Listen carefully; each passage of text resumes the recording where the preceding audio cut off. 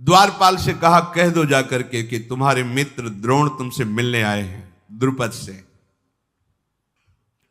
मूढ़, तुम हम जैसे राजाओं के मित्र बनने योग्य हो? भिक्षुक कहीं का मेरे से मित्रता करना की बात करता है। द्रोणाचार्य जी अंदर से तो जल गए, बाहर से मुस्कुराए कि अगर तेरा राज मद चूर चूर न कर दूं तो मेरा भी नाम द्रोणाचार्य नहीं, हस्तिनापुर की तरफ है। कृपाचार्य जी ने द्रोणाचार्य जी को अपने यहां रख लिया। एक दिन पांडव और कौरव गुल्ली डंडा खेल रहे थे, तो उनकी गुल्ली कुएं में चली गई। द्रोणाचार्य जी बाहर बैठे भगवत चिंतन कर रहे थे। अब वो कुएं में चली गई तो कैसे निकालें, तो बार बार झांक रहे थे ऐसे से। द्रोणाचार्य जी आए और कहा, तुम क्षत्रिय राजकुमार हो, धिक्कार तुम्हारे क्षत्रियत्व को, ये क्या प्रयास है तुम्हारा? अंगूठी उतारी, कुएं में फेंकी और कहा, देखो क्षत्रिय का बल होता है अस्त्र विद्या।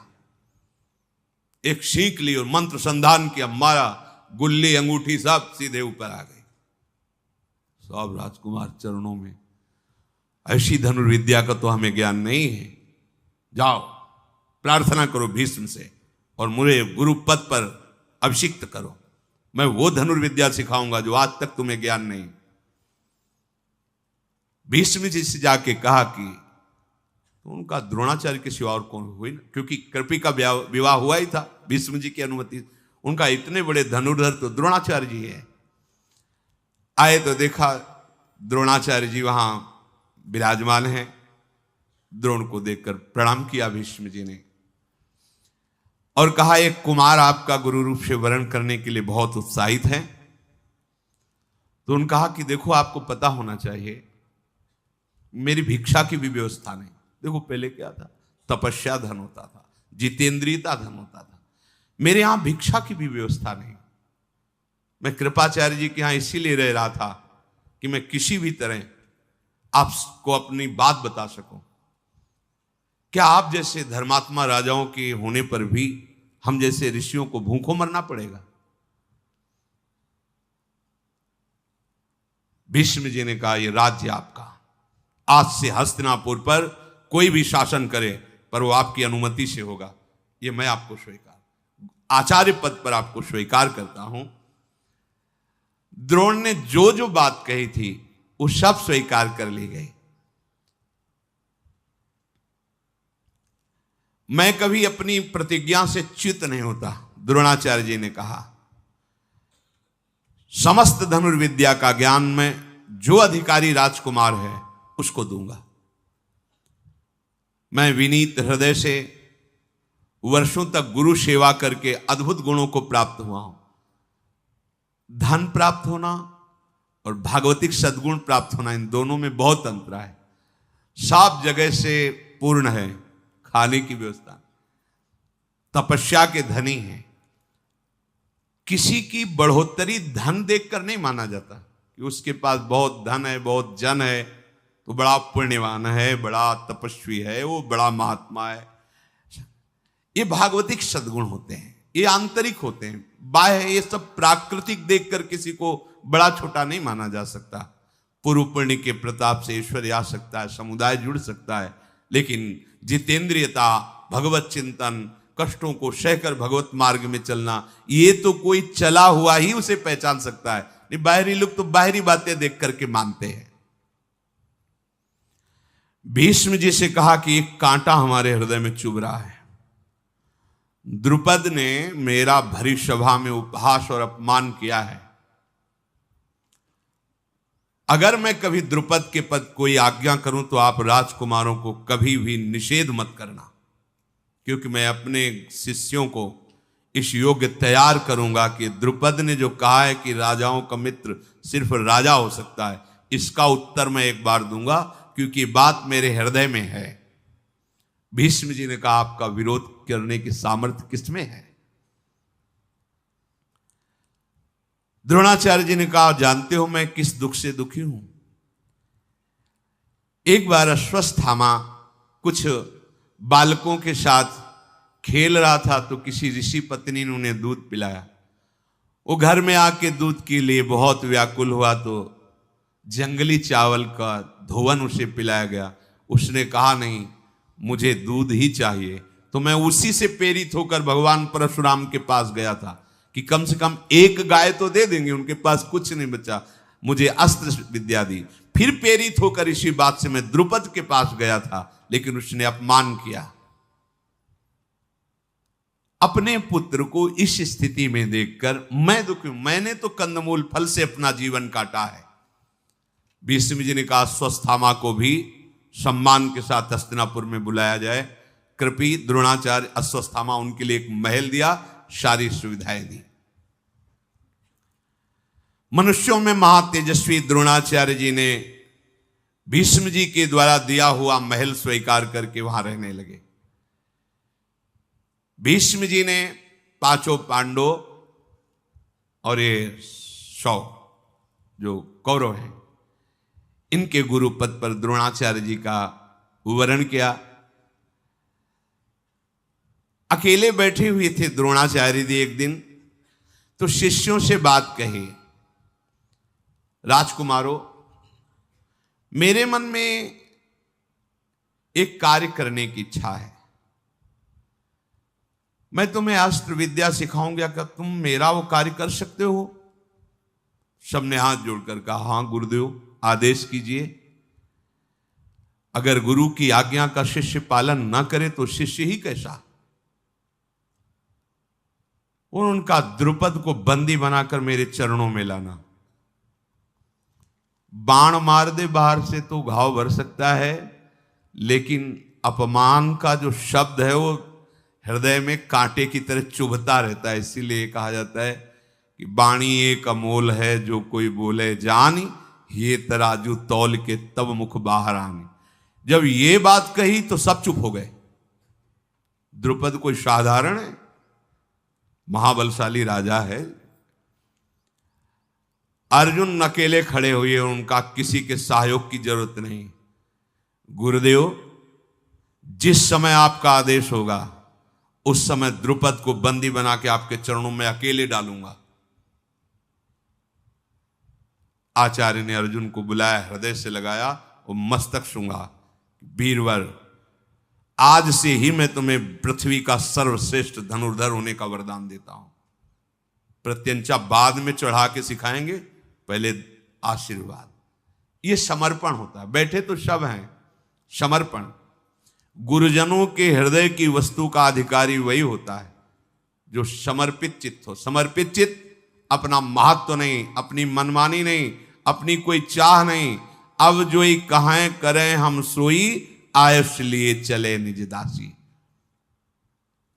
पराक्रमी द्रोणाचार्य जी ने देवता, दैत्य, गंधर्व, सब जितने अस्त्र हैं, सब का ज्ञान पांडवों को और कौरवों को कराया। पर ग्रहण करने की शक्ति सबसे ज्यादा अर्जुन में आई, समर्पण की भावना में। ऐसे सत्संग हो रहा है, उपदेश हो रहा है, यहां से निकल जाएगा सर से। यदि आपका मन अहंकार रहित होकर गुरुदेव के चरणों में समर्पित है, तो वचन जाप के आपको घसीटेंगे प्रभु की तरफ। अहंकार गलित होता चला जाएगा और आत्मस्वरूप प्रकाशित होता चला जाएगा। आरत अधिकारी जब पावई, गूढ़ तत्व न साधु दुरामे। एक ही शब्द निकलेगा और सैकड़ों के भाव में वो अलग अलग प्रभाव डालेगा। जो जिस योग्य है वैसा ही प्रभाव उसमें पड़ेगा। शब्द वही है। जैसे स्वाति की बूंद केले पे गिरती है तो कपूर हो जाती है, शीप पे गिरती है तो मोती हो जाती है, आग में गिरती है तो धुआं बन जाती है तो वही। एक जगह परम शीतल कपूर, एक जगह मोती, धूल में गिरी तो मिट्टी बन जाती है। ऐसे ही गुरुजनों के वचन तो निकले। चातक के मुंह में स्वाति का बूंद जीवन बन जाता है। जो चातक की तरह हैं, उनका हृदय अध्यात्म रस से भर जाता है। जो मनमानी आचरण करने वाले और जो दोष दृष्टि रखने वाले, वो सत्संग सुनेंगे, पर सत्संग में दोष क्या है? अरे वो चीज ढूंढेंगे जिससे वो निंदा कर सके। वस्तु तो वही है, अधिकार के अनुसार अपना प्रभाव दिखाती है। पराक्रमी द्रोणाचार्य जी ने मंगलाचरण करके पांडवों और कौरवों को धनुर्विद्या सिखाने लगे। अस्त्र विद्या में समस्त कुमारों को प्रवीण करने के लिए बड़ी सावधानी से अलग अलग गदा युद्ध, तलवार चलाना, बर्छी चलाना आदि आदि। जब ये प्रचार हुआ कि द्रोणाचार्य जी पांडव और कौरवों को शिक्षा दे रहे हैं, तो वृष्णिवंशी, अंधकवंशी और भी राजकुमार सम्मिलित हुए आकर के। उसी में कर्ण भी सम्मिलित हुआ द्रोणाचार्य जी की अस्त्र शिक्षा लेने के लिए। कर्ण इतने प्रवीण थे कि जो अर्जुन को द्रोणाचार्य जी सिखाते वो बिना सिखाए सीख जाते। एक बार देख लिया, क्योंकि अर्जुन को सर्वश्रेष्ठ धनुर्विद्या का ज्ञाता बनाना चाहते थे द्रोणाचार्य जी, और बनाया भी। कर्ण ये नजर रखता था क्या शिक्षा दे रहे हैं। यही शिष्य की उत्तम वृत्ति है कि अपने गुरु की प्रत्येक उपदेश, वो चाहे किसी को हो रहे हों, उन्हें सावधानी से सुनकर अपने हृदय में उतारना चाहिए। कर्ण बहुत ही प्रवीण बुद्धि वाले थे। बुद्धि को प्रकाश देने वाले भगवान सूर्य से प्रकट हुए हैं कर्ण, इसलिए बहुत ही बुद्धिमान। अमर्ष में भरा हुआ दुर्योधन जब कर्ण को देखता कि वैसी ही प्रवीणता है, तो उसको लगता कि भीम को संभालने के लिए तो मैं हूं, और अर्जुन को संभालने के लिए एक कर्ण अगर मेरा मित्र बन जाए तो मैं पांडवों पर सहज विजय प्राप्त कर सकता हूं। पांडुनंदन अर्जुन कभी किसी से बात नहीं करते थे। गुरु की आज्ञा में रहकर हर समय धनुर्विद्या का अभ्यास। आचार्य द्रोण ने देखा कि सब विश्राम करते हैं, लेकिन अर्जुन अभ्यास परायण है। द्रोणाचार्य जी के उपदेश को ग्रहण करके अर्जुन अनुपम प्रतिभाशाली, जो शिक्षा दी उसको अभ्यास के द्वारा सिद्ध कर ली। द्रोणाचार्य जी को शिष्यों में प्रियता तो थी, पर पुत्र में विशेष होती है, इसलिए सब शिष्यों को पानी लाने के लिए भेजते। सुराही जैसा उसका मुख, नीचे बहुत बड़ा पात्र, जिससे सरोवर में काफी समय लगता उसको भरने में। अर्जुन को भी वैसा पात्र देते। और अश्वत्थामा को बड़े मोहरे का, गए डुबोया भाग के आ गए, तो वो गुप्त दिव्य अस्त्र जो अन्य शिष्यों को नहीं देना चाहते थे, ब्रह्मास्त्र आदि, वो अश्वत्थामा को देते। अर्जुन ताड़ गए कि गुरुदेव ऐसा कर रहे, तो अश्वत्थामा दौड़कर भरने जाता। वो वरुणास्त्र से, सुराही में ही सीधे पानी वरुणास्त्र से भर के पहुंच जाते। जो अश्वत्थामा को सिखाते वो सीखते। अर्जुन की इस लगन को देख करके अश्वत्थामा को जो नहीं सिखाया वो भी अर्जुन को सिखा दिया। ब्रह्मास्त्र को वापस करना अश्वत्थामा को नहीं आता था, अर्जुन को आता था। अर्थात गुरु की प्रियता का वही पात्र बन सकता है जिसको लक्ष्य की प्राप्ति में प्रबल लगन हो। कुछ भी हो जाए, लक्ष्य की प्राप्ति करनी है, ऐसा। अर्जुन वरुणास्त्र से अपने कमंडल को भरकर आचार्य पुत्र के साथ वो गुप्त रूप से दिव्यास्त्र सीखते। बड़ा अभ्यास किया अर्जुन ने, जब देखो तब अभ्यास में। द्रोणाचार्य जी ने रसोइये से कहा अर्जुन को कभी अंधेरा ना होने पावे भोजन के समय। एक दिन ऐसी वायु चली कि दीपक बुझ गया, स्वाभाविक हाथ ऐसे जा रहा है। अर्जुन ने विचार किया कि ये क्यों बिना प्रकाश के हाथ मुख में ही जा रहा है, इसका मतलब अभ्यास। तो इसका मतलब अंधकार में बिना देखे भी लक्ष्य भेदा जा सकता है। अभ्यास शुरू कर दिया, रात्रि में लक्ष्य भेदना, बिना देखे लक्ष्य भेद देना। बड़ी सामर्थ्य अभ्यास में होती है। द्रोणाचार्य जी विश्राम कर रहे थे, साए साए आवाज सुनाई दी। उठ के गए, देखा रात्रि के घोर अंधकार में लक्षवेद पर अर्जुन तत्पर है। जब सब राजकुमार सो रहे हैं, द्रोण ने कहा, अर्जुन मैं बहुत प्रसन्न हुआ तुम्हारे प्रयास से। संसार में फिर दोबारा कहता हूं कि तुम्हारे जैसा कोई धनुर्धर नहीं होगा, ऐसा मैं आशीर्वाद देता हूं। द्रोणाचार्य जी ने अश्व पर चढ़ना, गजराज पर चढ़ना, रथों पर चढ़ना, भूमि पर खड़े होकर अपने शत्रु पक्ष का विनाश करना, ये सब कलाएं सिखाई। ऐसा चल ही रहा था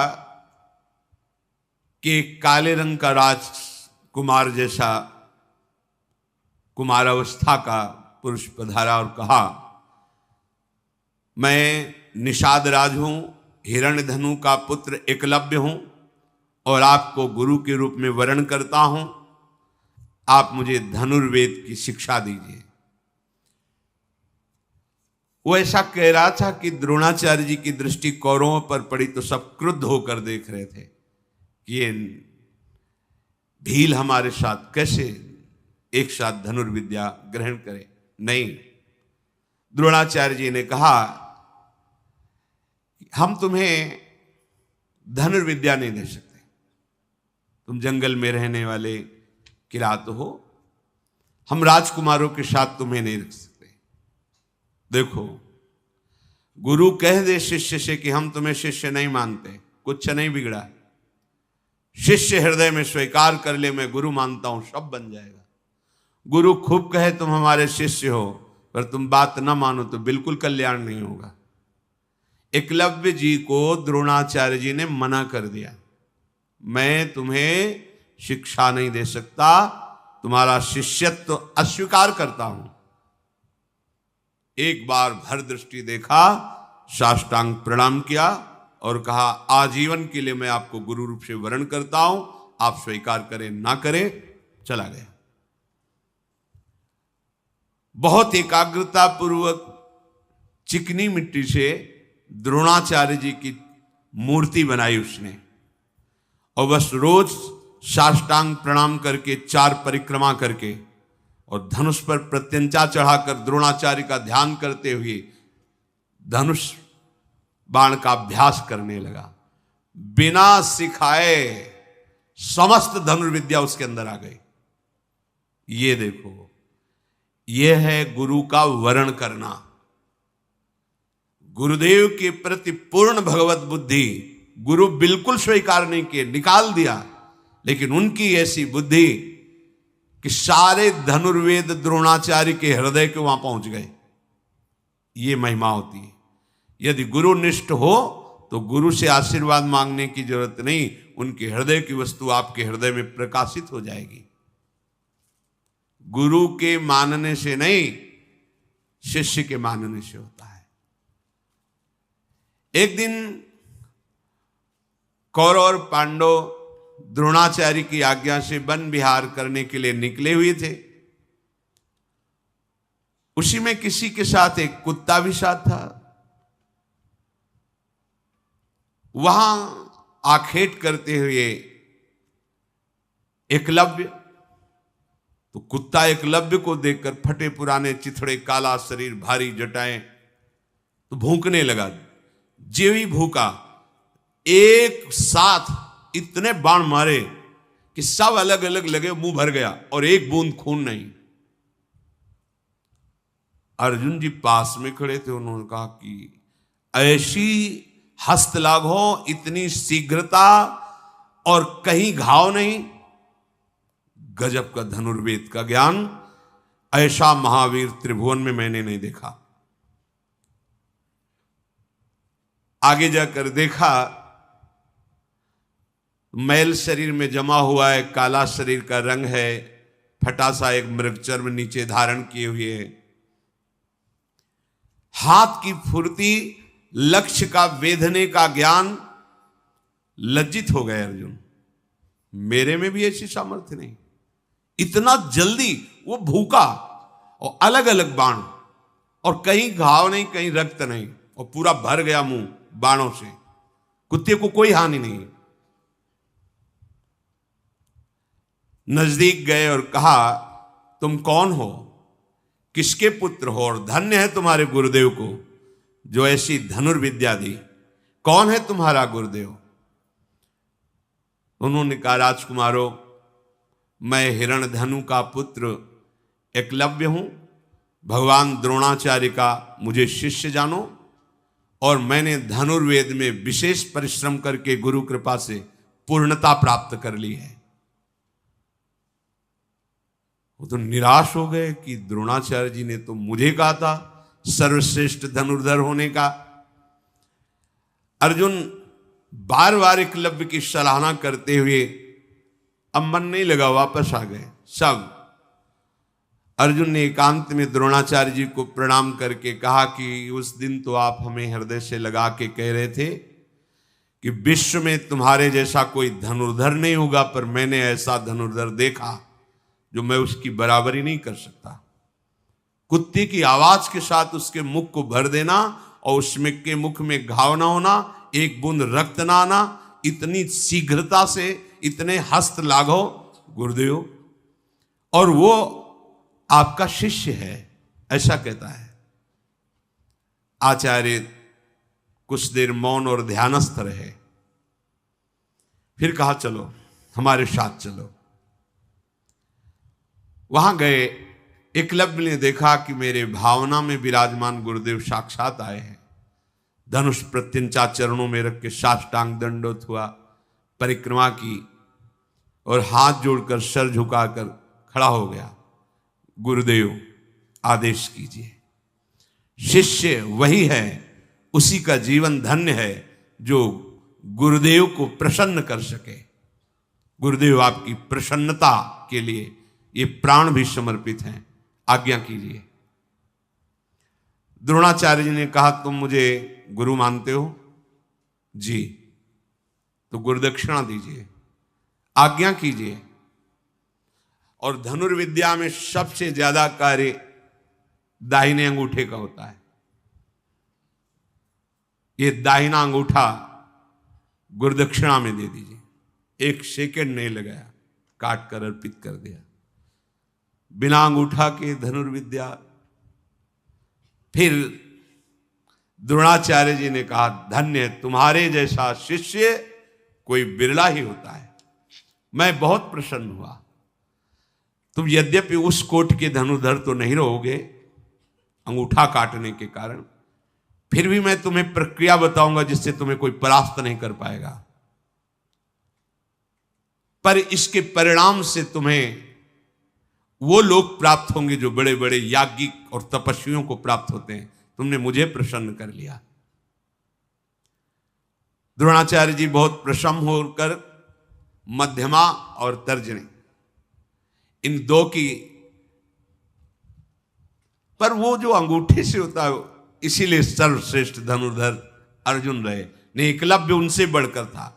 एक गुरु के समीप रहकर गुरु के सिखाने से ऐसा धनुर्धर, और एक गुरु की पूर्ण समर्पण वृत्ति में है तो मिट्टी की मूर्ति बनाकर इतना बड़ा धनुर्धर। यह अध्यात्म मार्ग समीप रहना या दूर रहना, इसका कोई महत्व नहीं। यदि आप गुरु पर भाव रखकर उनकी आज्ञा पर चलते हो तो लाखों कोस दूर होने पर भी आप गुरु के समीप ही रह रहे हैं, और समीप रह रहे हैं, उनकी आज्ञा का उल्लंघन करें तो समीप रहते हुए भी आप लाखों कोस दूर हैं। गुरु के हृदय की वस्तु को आप झांक नहीं सकते, पा नहीं सकते। अब उतनी शीघ्रता से बाण संधान करना तो नहीं हो पाया एकलव्य का, तर्जनी और मध्यमा से, जैसा अंगूठे से होता था। पर द्रोणाचार्य जी भरे राजकुमारों की सभा के बीच में कभी कभी एकलव्य की गाथा गाते। ये मिला एकलव्य को कि गुरु शिष्य का यशगान करता है। धन्य है ऐसा शिष्य, धन्य है ऐसा वीर। एक बार भी नहीं कहा कि गुरुदेव अंगूठा चला जाएगा तो फिर धनुष कैसे। अच्छा, वो जंगल में रह करके जीवन व्यतीत करते हैं, उनको अनिवार्य है धनुर्विद्या का ज्ञान होना। द्रोणाचार्य जी ने गदा युद्ध में दुर्योधन और भीमसेन ये दोनों आगे निकले। सबको गदा युद्ध सिखाया, पर ये दो आगे निकले, दुर्योधन और भीमसेन। अश्वत्थामा धनुर्वेद के रहस्यों की जानकारी में बहुत बढ़ चढ़कर हुए। नकुल सहदेव तलवार की कला में सबसे आगे निकले, और भाला चलाने में महाराज युधिष्ठिर बिना देखे भी आवाज पर भाले से प्रहार कर सकते थे महाराज युधिष्ठिर। बुद्धि की, मन की एकाग्रता, उत्साह, अस्त्र विद्याओं की प्रवीणता, अस्त्रों का अभ्यास, गुरु के प्रति समर्पण, ये सब अर्जुन का सबसे ऊंचा था। धृतराष्ट्र के पुत्रों के हृदय में दुष्टता वास करती थी। वो पांडवों को प्रवीण देख करके बहुत हृदय में जलते थे। खास करके भीमसेन को देखकर दुर्योधन का हृदय जलता ही रहता था। नरश्रेष्ठ द्रोण ने एक दिन सबसे कहा कि हमने जितनी हमको गुरु कृपा से विद्याएं प्राप्त थी सब सिखा दिया, आप सब लोग एकत्रित होइए और परीक्षा दीजिए। एक बहुत छोटे से गीध की रचना करवाई काष्ठ की, और एक विशाल वृक्ष की ऊंचाई पर उसे टांग दिया, और सब राजकुमारों से कहा आसन में हो जाओ, वीरासन में, और इस गीध की गर्दन काट के गिरानी है। फिर ध्यान दीजिए, गीध की गर्दन काटनी है। धनुष लेकर सब वीरासन पर बैठ गए। सबसे पहले युधिष्ठिर जी, युधिष्ठिर तुम्हें क्या दिखाई दे रहा है? उनका महाराज आपके चरण, वृक्ष, गीत। बोले धनुष रख दो, चलो बाहर हो। सांप से ऐसे पूछा, प्रायः सब ऐसे। वृक्ष दिखाई दे रहा है, कोई कुछ। कर्ण से पूछा, उनका गीध दिखाई दे रहा है, उसके पंजे दिखाई दे रहे हैं, पंख दिखाई दे रहा है, उसकी गर्दन दिखाई दे रही। रख दो, धनुष रखो, तुम अभी संधान की योग्यता तुम्हें प्राप्त नहीं है। अर्जुन जी से कहा, तुम्हें गीध की गर्दन पर वार करके उसकी गर्दन काट के गिरानी है। मेरी आज्ञा का इंतजार करो। हां, बोलो तुम्हें क्या दिखाई दे रहा है? अर्जुन ने धनुष को खींच करके लक्ष्य पर दृष्टि रख करके कहा, गुरुदेव केवल गीध की गर्दन दिखाई दे रही। नहीं, किस रंग का है, उसके पंखे कैसे हैं, किस डाल पर है? गुरुदेव नहीं, केवल गीध की गर्दन दिखाई दे रही। प्रहार करो। काट के गिरा दिया। रोमांच हो गया द्रोणाचार्य जी के, और सब राजकुमारों से कहा, केवल लक्ष्य दिखाई देना चाहिए, बस लक्ष्य वेधने पर ही। हृदय द्रोणाचार्य जी का भर आया, और अर्जुन को हृदय से लगा करके सदैव सुखी रहो। आशीर्वाद मांगना थोड़ी पड़ता है। जब उपासक सच्चाई से भजन करता है तो गुरु कृपा कवच की तरह उसकी रक्षा करती है और आगे बढ़ाती है। क्यों? क्योंकि गुरु कृपा और हरि कृपा दो नहीं। वो हरि कह रहे तुम केवल भजन करो, वियोगक्षेमम वहाम में हम, जो प्राप्त कराना है मैं प्राप्त कराऊंगा, और जो है उसकी रक्षा करूंगा। योगक्षेमम वहाम में हम। समस्त राजकुमारों के साथ श्री द्रोणाचार्य जी गंगा जी के स्नान करने के लिए, आओ गंगा स्नान करते हैं। और वहां एक मगरमच्छ को प्रकट किया, द्रोणाचार्य जी की पिंडली पकड़ ली। द्रोणाचार्य जी चिल्लाने लगे, छुड़ाओ छुड़ाओ, देखो मुझे ये ग्राह पकड़ लिया है मगरमच्छ। यद्यपि ये उनकी माया से बड़ी विद्याओं के ज्ञाता थे। भगवान परशुराम जी के शिष्य, भरद्वाज जी के पुत्र, आग्नेय के शिष्य, बड़ी महिमा से ये अपने शिष्यों की परीक्षा के लिए। अब जितने कौरव थे वो तो सब भागे किनारा छोड़ करके। युधिष्ठिर आदि विचार में पड़ गए।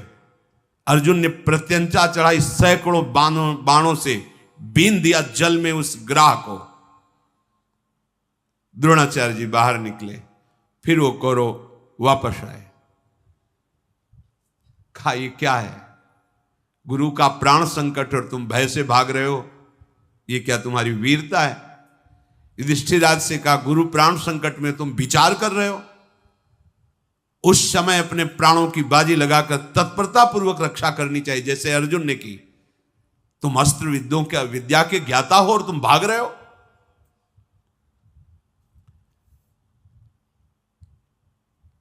बहुत प्रसन्न हुए द्रोणाचार्य जी और सबके बीच में वहीं गंगा किनारे अर्जुन से कहा स्नान करो, और एक अमोघ अस्त्र दिया जिसे ब्रह्मशिर नाम का अस्त्र कहते हैं।